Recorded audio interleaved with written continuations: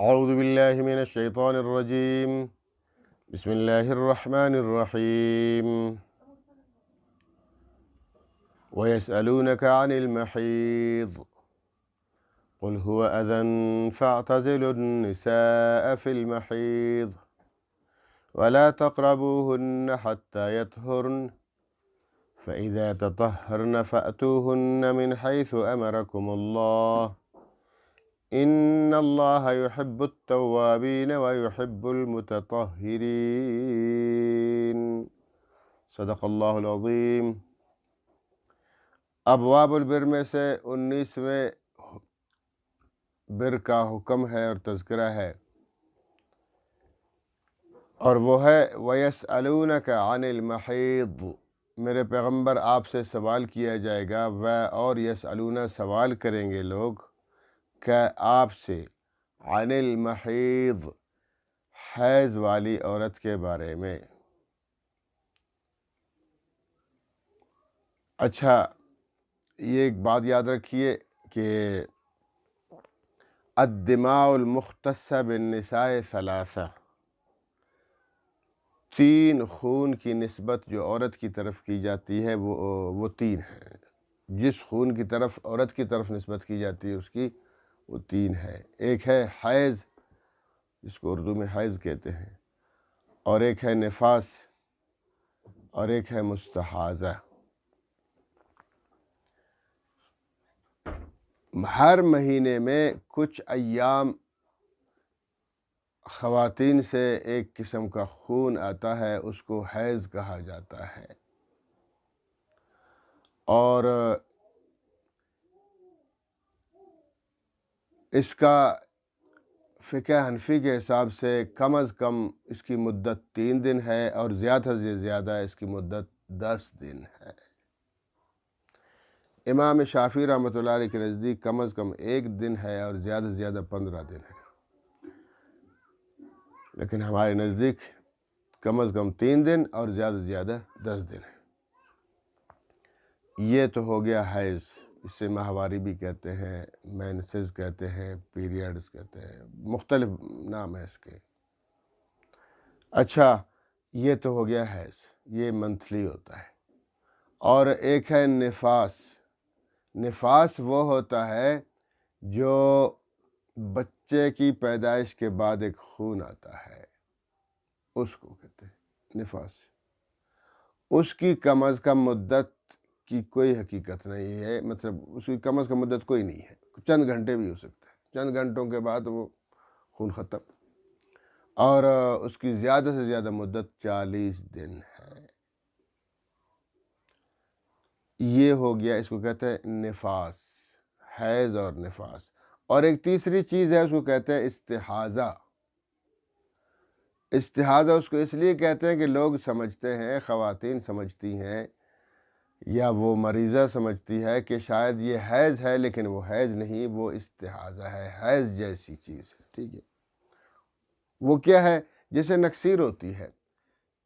کسی کو نکسیر کی بیماری ہے کہ بس اس کی ناک سے خون بہتا رہتا ہے، تو اب وہ نکسیر ایک خون ہے، وضو تو ٹوٹ سکتا ہے، باقی تو اس میں کوئی نہیں. تو اسی طرح استحاضہ میں بھی یہی ہوتا ہے کہ بچہ دانی میں کوئی رگ پھٹ جاتی ہے، کٹ جاتی ہے، اور اس رگ کے پھٹنے یا کٹ جانے کے بعد بس وہ خون رستا رہتا ہے ہمیشہ. تو وہ ایسا لگتا ہے جیسے وہ حیض ہے، ماہواری ہے، لیکن وہ ماہواری نہیں، وہ استحاضہ ہے. اس کا علاج کروایا جائے. اچھا، اب تینوں کا حکم کیا ہے؟ حکم یہ ہے کہ دیکھیں، بلکہ پہلے اس آیت کریمہ کی شان نزول کی طرف آتے ہیں کہ اسلام سے پہلے مدینہ شریف میں بہت سارے یہودی آباد تھے، بڑی تعداد میں. اور یہودی جب اللہ کے رسول اور صحابہ کرام ہجرت فرما کر مدینہ گئے تو وہاں یہودیوں سے آمنا سامنا ہوا. ان کی رسمیں تھی، رواجات یا کچھ وہ اپنے بطور من گھڑت دین انہوں نے بنایا تھا. وہ تو ان کے نزدیک کیا تھا کہ وہ عورت کو اس دوران، حیض کے دوران، انتہائی منحوس سمجھتے تھے، نحوست. اس کے قریب نہیں جاتے تھے، اس سے بات نہیں کرتے تھے. اس سے بات تک نہیں کرتے تھے، تو لہٰذا وہ کیا کرتے تھے، گھر سے بھی نکال لیتے تھے باہر، کوئی جھونپڑی شونپڑی لگاتے تھے اس کے لیے کہ وہاں جاؤ اور وہیں بیٹھے رہو، اور جب تیرا حیض ختم ہو جائے گا پھر آ جانا صاف ہو، پاک صاف ہو کر، یعنی بات کرنا تک گوارہ نہیں کرتے تھے، اس سے تکلم کلام اس سے بند ہوتی تھی، اور بس عجیب سی کیفیت سمجھتے تھے کہ یعنی اس دوران اس کو انسانی نہیں سمجھتے تھے۔ ایک تو یہودیوں کا یہ رواج تھا، اور دوسرا جو باقی مشرکین مکہ اور عیسائی لوگ اور مجوسی لوگ اور دوسرے مذاہب والے، ان کے بارے میں کہ وہ تو اس چیز کو جانتے ہی نہیں تھے، حیض کیا ہوتا ہے، ماہواری کیا ہوتی ہے، نفاس کیا ہوتا ہے، استحاضہ کیا ہوتا ہے، ٹھیک ہے بھائی چلتا ہے، ان کے ہاتھ اس چیز کوئی حقیقت ہی نہیں تھی۔ اس دوران وہ بیوی سے مباشرت بھی کرتے تھے، ہم بستری کرتے تھے،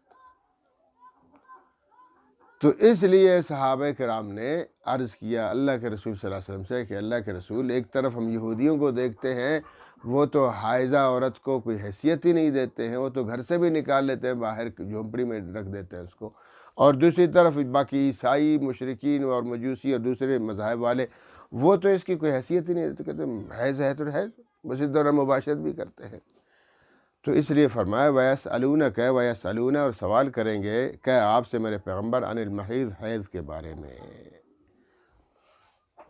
قل آپ فرما دیجئے ہوا اذا، ہوا اذن، وہ ایک اذیت ہے، وہ ایک گندگی ہے، اذیت کے ساتھ ہے نا، تکلیف کے ساتھ ہے، گندگی ہے، گندگی تو کوئی شک نہیں، انسان میں گندگی ہوتی ہے نا، پاخانہ بھی تو گندگی ہے نا، پیشاب بھی تو گندگی ہے، ناک سے بہنے والی وہ بھی گندگی ہے، وغیرہ وغیرہ، پسینہ گندگی ہے، تو اب ایک عورت میں ایک گندگی کا اضافہ ہے، مرد میں یہ چیز نہیں عورت میں ہے، یہ بھی گندگی ہے، لیکن اس کا یہ مطلب نہیں کہ بس عورت گندی ہو گئی مرد پاک صاف ہو گیا، نہیں، مرد میں گندگی ہے، پاخانہ کرتا ہے، پیشاب کرتا ہے، تو لہٰذا فرمایا قل میرے پیغمبر آپ کہہ دیجئے ہوا اذا، وہ ایک اذیت والی چیز ہے، وہ ایک گندگی ہے، بس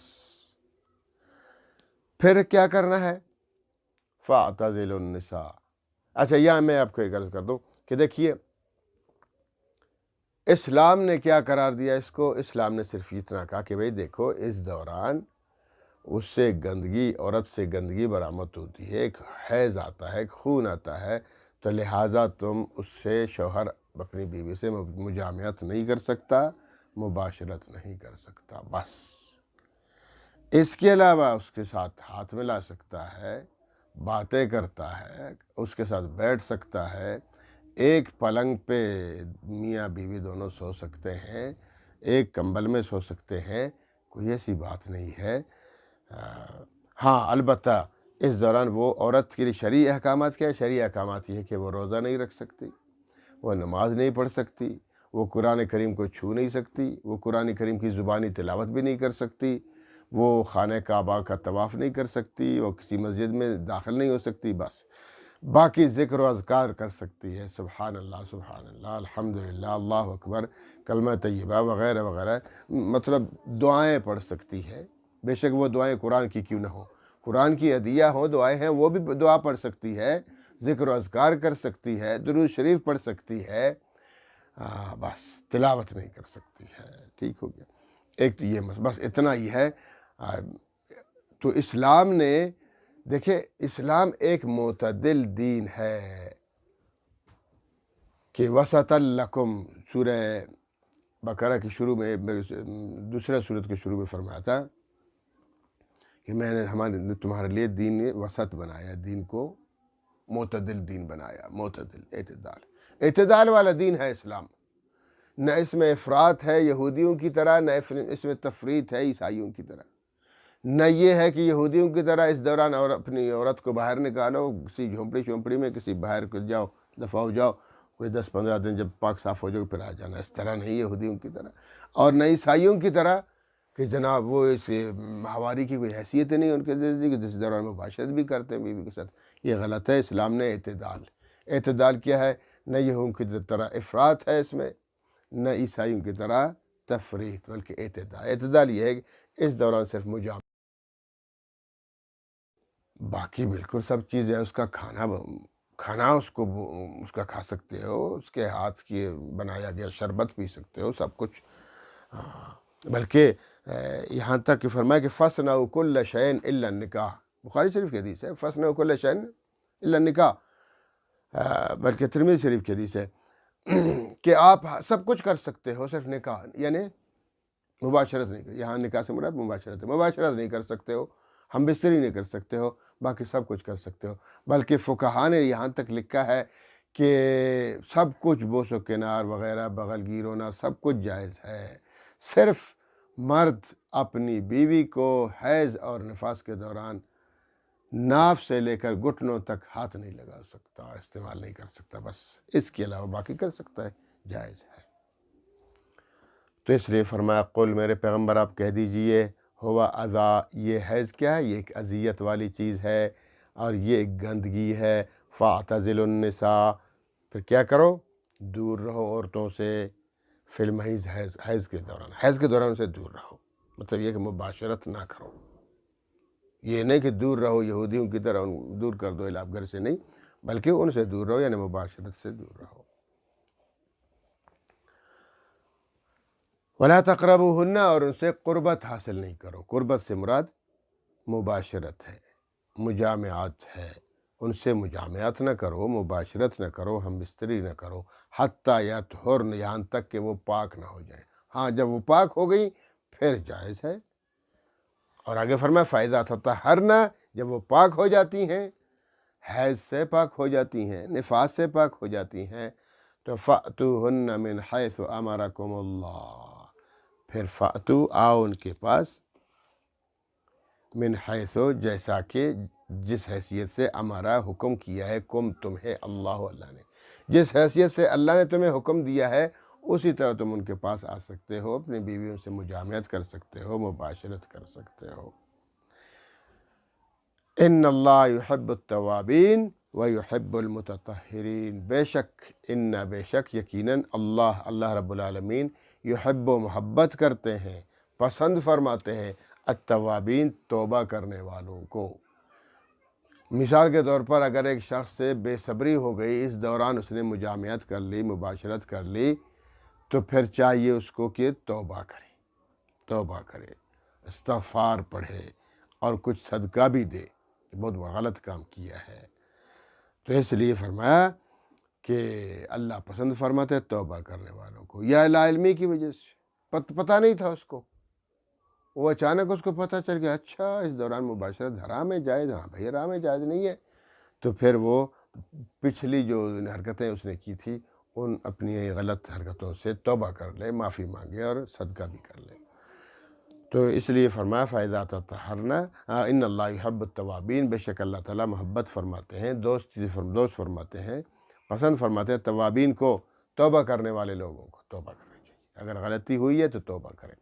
وَيُحِبُّ الْمُتَطَہِّرِينَ، اور پھر پسند فرماتے ہیں پاکیزہ لوگوں کو، صاف شفاف رہنے والے لوگوں کو، کہ ہمیشہ صفائی ستھرائی کے ساتھ رہو.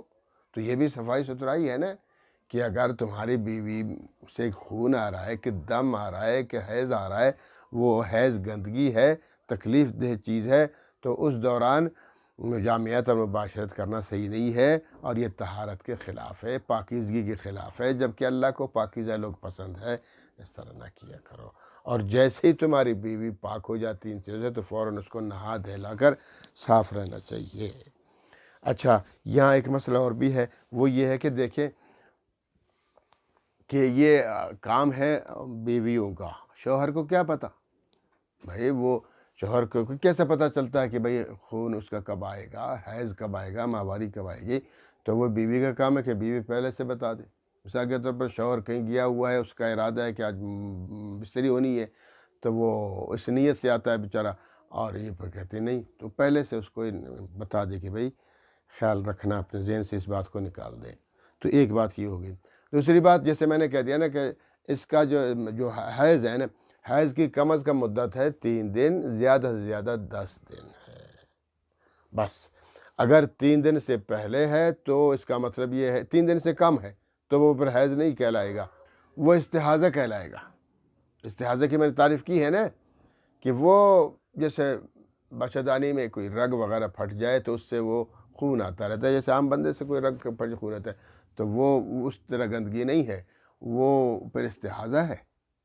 اور اگر 10 دن کے بعد بھی خون آ رہا ہے، 10 دن پورے ہو گئے حیض کے، تو ہم یہی سمجھیں گے کہ وہ 10 دن حیض کے تھے، اور 10 دن کے بعد جو خون آ رہا ہے وہ استحاضہ ہے، اس سے فرق نہیں پڑتا۔ استحاضہ کے دوران وہ روزہ رکھ سکتی ہے، نماز پڑھ سکتی ہے، تلاوت کر سکتی ہے، بس وضو بنا لے، ٹھیک ہے۔ تو وہ استحاضہ کا حکم ہو گیا۔ حیض اور نفاس کے دوران عورت نہ قرآن پڑھ سکتی ہے، نہ نماز پڑھ سکتی ہے۔ اچھا، ایک بات اور بھی ہے کہ نماز کا تو اعادہ نہیں ہے، البتہ روزہ کی قضا ہے۔ جتنے روزے اس نے کھا لیے تھے اس دوران، ان روزوں کی قضا ہے، ان کی قضا بعد میں رکھ لے جب جی چاہے۔ باقی نمازوں کی قضا نہیں، کیونکہ نماز کنٹینیو عبادت ہے، سال بھر ہے، تو اس لیے اس کو اللہ رب العالمین نے عورت پر ایام حیض اور ایام ماہواری کے دوران معاف فرما دیا ہے۔ تو اس لیے فرمایا نساؤکم حرث لکم، یہ جو تمہاری بیویاں ہیں، نساؤکم تمہاری بیویاں، تمہاری عورتیں سمجھے بیویاں، تمہاری بیویاں حرث لکم تمہاری کھیتیاں ہیں۔ حرث کہتے ہیں کھیتی کو۔ تمہاری بیویاں تمہاری کھیتیاں ہیں، فأتوا حرثکم، آؤ حرثکم اپنی کھیتی کے پاس، انا شئتم جہاں سے چاہو، جہاں سے چاہو آؤ۔ یہاں ایک مسئلہ آپ کو عرض کر دوں کہ دیکھیں، عام طور پر لوگ کہتے ہیں اچھا بیوی تو کھیتی ہے، اب کھیتی تو بہت بڑی ہوتی ہے، جہاں سے آؤ، یعنی مطلب یہ ہے کہ جس طرح کرو مباشرت جائز۔ یہ بالکل غلیظ، کچھ آج کل لوگ پتہ نہیں کیا غلاظت سیکھی ہوئی ہے، بالکل غلط ہے۔ جیسے اوپر فرما دیا کہ من حیث امرکم اللہ، جہاں سے تمہیں اللہ نے حکم دیا ہے، اور یہاں بھی اللہ تعالیٰ فرماتے کھیتی۔ اب کھیتی دیکھیے، جیسے کچھ لوگ کہتے ہیں کہ ایک دفعہ میرے ساتھ بھی پرانی بات ہے کہ میں گیا سیکنڈ ٹائم، ایک اسکول میں پڑھاتا تھا پرائیویٹ، آج کل تو الحمدللہ سرکاری جاب ہے میری، پرائیویٹ اسکول میں پڑھاتا تھا، تو سیکنڈ ٹائم ایک اسٹیشنری ہوتی تھی، وہاں دوستوں کے ساتھ بیٹھتا تھا۔ تو ایک دن میں گیا تو وہ کہہ رہے تھے بھائی آپ آج لیٹ آئے، یہاں ایک دو بندے آئے تھے، انہوں نے بڑا ایک مسئلہ چھیڑ دیا۔ میں نے کہا کیا مسئلہ ہے؟ کہتا انہوں نے کہا کہ بھائی بیوی کے ساتھ ہم بستری پیچھے کی طرف سے کرنا بھی، دبر کی طرف سے کرنا بھی جائز ہے۔ تو انہوں نے ایک آیت پڑھی تھی، ہمیں وہ یاد نہیں ہے۔ میں نے کہا اچھا وہ آیت کون سی پڑھی ہوگی؟ یہی آیت پڑھی ہوگی کہ نساؤکم حرث لکم، تمہاری بیویاں تمہاری کھیتیاں ہیں، فاتوا حرثکم، آؤ اپنی کھیتی میں، انا شئتم جہاں سے آتے ہو۔ ہاں انہوں نے کہا یہی والی آیت پڑھی تھی، یہی والی آیت پڑھی ہے کہ تمہاری بیویاں تمہاری کھیتیاں ہیں، آؤ اپنی کھیتیوں میں جہاں سے چاہو، جہاں سے چاہو کھیتی میں آؤ۔ تو جہاں سے کا مطلب یہ ہے کہ پیچھے کی طرف سے بھی مباشرت کرنا جائز ہے، وہ کہتے۔ تو ابھی آپ بتائیں۔ میں نے کہا ٹھیک یار، انہوں نے بات تو کہ حد سے حد تک ٹھیک کی ہے، لیکن سنیں وہ غلط ہے، جو انہوں نے سمجھا ہے وہ بالکل غلط ہے، حرام ہے۔ کیا مطلب حرام ہے؟ وہ قرآن کی آیت ہے۔ بھائی قرآن کی آیت پہ ذرا توجہ دیکھیں کہ قرآن کہتا ہے آؤ کھیتی میں، زمین، یعنی یوں سمجھے، دیکھیں ایک کسان ہوتا ہے، وہ بیج بوتا ہے، زمین اس کے پاس ہونی چاہیے، پھر زمین میں ایک ٹکڑا کھیتی کا ہے، وہ کھیتی بھی اس کے پاس ہو، پھر وہ اس میں بیج بوتا ہے، بیج بونے کے بعد پھر وہاں سے فصل برآمد ہوتی ہے۔ یہ دیکھیں اللہ پاک نے ایک مثال دی ہے۔ تو زمین گویا بیوی، یہ بیوی گویا کہ زمین ہے بندے کی، زمین اس نے خرید لی، پلاٹ خرید لیا۔ اب وہ کھیتی ہے، کھیتی کہاں؟ جہاں بیج ڈالا جاتا ہے اور وہاں سے پھر فصل برآمد ہوتی ہے، تو وہ آگے کا حصہ ہے، پیچھے کا حصہ تو نہیں ہے۔ یعنی یہ تو ہو ہی نہیں سکتا کہ پچھلے حصے سے اگر مداخلت سے مباشرت کی جائے اور پھر بچہ پیدا ہو جائے، تو ہو ہی نہیں سکتا، بچہ تو آگے سے ہوگا۔ تو اس لیے اللہ نے اسی کو بھی کہا کہ اپنا بیج ڈال دو، جب بیج ڈالو گے تو پھر فصل برآمد ہو جائے گی، فصل نکلے گی، تو فصل کیا ہے؟ اولاد ہے، اولاد نکلتی تو فصل ہے نا۔ تو اس لیے اللہ پاک نے فرمایا کہ تم آؤ کھیتی میں، پھر جہاں سے آتے ہو۔ دیکھو اللہ پاک نے ترتیب بتائی ہے کہ آنا کھیتی میں ہے، پھر جہاں سے آتے ہو، جہاں سے آنے کا مطلب یہ ہے کہ کھڑے ہو کر آؤ، بیٹھ کر آؤ، لیٹ کر آؤ، سو کر آؤ، جس پوزیشن میں آتے ہو وہ جائز ہے۔ بے شک پیچھے کی طرف سے آؤ بھی کھیتی میں آؤ، آگے کی طرف سے آؤ بھی کھیتی میں آؤ، کھڑے ہو کر آؤ بھی کھیتی میں آؤ، ہاں کھیتی کے علاوہ کہیں نہیں جانا، یعنی دوبر شبر میں نہیں جانا، وہ تو کھیتی ہے ہی نہیں، وہ تو غلاظت ہے۔